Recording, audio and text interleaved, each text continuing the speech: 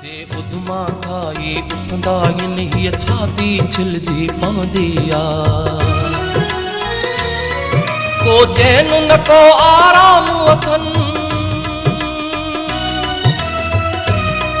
को चैन न को आराम अथनि जज़्बनि खे अलाए छा थियो आ दर ज़ब्त जा टोड़े निकिता आहिनि दर ज़ब्त जा टोड़े निकिता आहिनि सुॾकनि खे अलाए छा थियो आ हिक ॿिए जे पुठियां डुकंदा था अचनि लुड़कनि खे अलाए छा थियो आ दर ज़ब्त जा टोड़े निकिता आहिनि दर ज़ब्त जा टोड़े। मुंहिंजे बाबा पठान खान जोराणी खे 11 नवंबर 2019 ते खंबे गुम कयो वियो हो।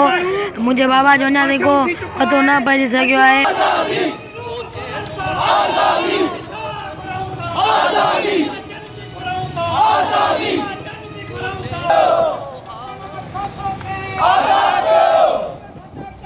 जी प्रेस क्लब के बारे मौजूद आहियूं जिते मिसिंग पर्सन के हवाले से एहतजाजी मुज़ाहिरो जारी है। अचो था मुज़ाहिरे में शरीक वारसनि सां जेके ॻाल्हि ॿोल कयूं था उनजो छा चवणु आहे। मां न्याज़ हुसैन जी अमड़ आहियां। मुंहिंजे न्याज़ खे सम्झो ॿियो भेरो खणी विया आहिनि 2018 में 17 अप्रैल ते खणी वियासीं। 6 महीननि खां पोइ हैदराबाद माना जेल ते छॾियाऊंसीं। पोइ 2 महीना जेल में हुयो पोइ उन खां पोइ वरी असां ज़मानत करे छॾायोसीं। हाज़िरी खाधई माना महीनो मां वटि हुयो घर।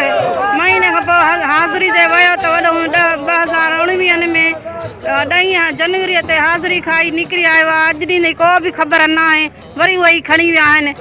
असांजी अपील आहे सभिनी सिंध वारनि खे जेके बि इन आलमी इदारा आहिनि जेके बि उन्हनि वटि कहिड़ो आइन आहे उहो जो उन में जो असां सिंधी सॾायूं उहो जुर्म आहे असांजो त उन्हनि जे असां उन जे करे असांजे बचनि खे खयूं था वञनि इहो त माना नाइंसाफ़ी आहे न।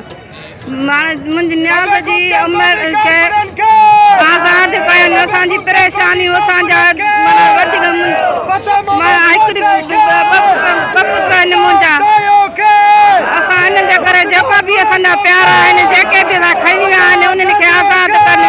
उन जे करे मुंहिंजे न्याज़ हुसैन खे बि आज़ादु कनि।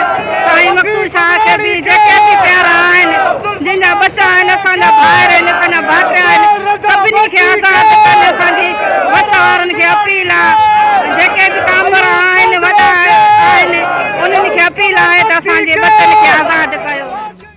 असांजो बाबा डॉक्टर फतेहमद खोसो जेको गुज़िरियल 4 सालनि खां वठी लापता आहे। मुंहिंजे अबू जान जो कोई अतो पतो कोन्हे। असां सरापा एहतजाज आहियूं। असां खोड़ सारा धरणा बि हया आहिनि एहतजाज बि कयोसीं बुख हड़ताल ते बि वेठासीं। अॼु 23 तारीख़ कराची प्रेस क्लब ते असां पंहिंजे सिंध सां सॼ ते एहतजाज रिकॉर्ड करायूं था वारसी तरफ़ां त असांजे बाबा ते को केस को मुक़दमो बीहे थो त उनखे कोर्ट जे हवाले कोन्हे अहिड़ी तौर सज़ा ॾिनी वञे।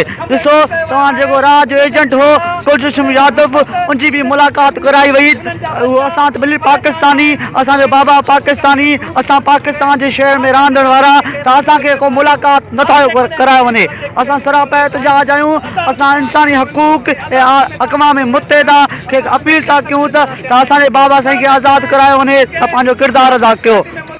अॼु मिसिंग पर्सन जो असां जेकी रैली कढी आहे सिंध नेटवर्क तरफ़ां त हीअ जेके सिंध सां मोहबत करण जे ॾोह में असांजे नौजवाननि खे असांजे शाइरनि खे असांजे अदीबनि खे गुम कयो पियो वञे। जेकॾहिं उन्हनि जो को ॾोह आहे त उन्हनि खे कोर्टुनि में पेश कयो वञे उन्हनि खे मतिलबु सज़ाऊं ॿुधायूं वञनि। बाक़ी ईअं 2-2 साल खणी वञनि। ऐं के अहिड़ा आहिनि नौजवान जीअं अलाह वधायो मार थी वियो उन खे तक़रीबन 5 खां 6 साल अरसो गुज़री चुको आहे। ऐं हिकिड़ो 15-16 सालनि जो नौजवान जंहिंजी माउ ते छा गुज़रंदी हूंदी अॼु उहो गुम आहे। उन समेत केतिरा ई अहिड़ा नौजवान आहिनि जेके सालनि खां गुम लॻा पिया आहिनि ऐं उन्हनि जो को पतो न आहे।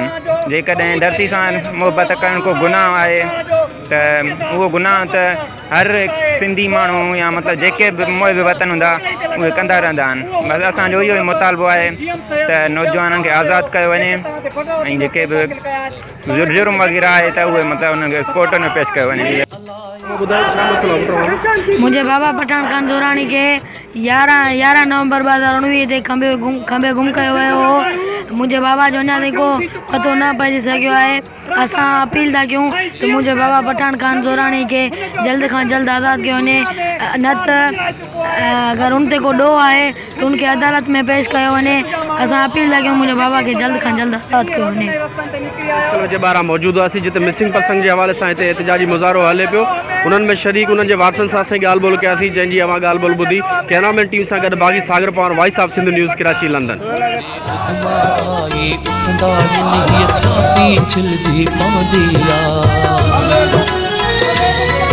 को चैन न को आराम अथन, को चैन न को आराम अथन, जज़्बन के अलाए छा थियो आहे। दर ज़ब्त जटोड़े निकता आहिनि, दर ज़ब्त जटोड़े निकता आहिनि, सिडकन के अलाए छा थियो आहे। हिक ॿिए जे पुठियां डुकंदा था अचनि, लुड़कन के अलाए छा थियो आहे। दर ज़ब्त जटोड़े निकता आहिनि, दर ज़ब्त जटोड़े निकता आहिनि, के अलाए छा थियो आहे। दर ज़ब्त जटोड़े निकता आहिनि, दर ज़ब्त जटोड़े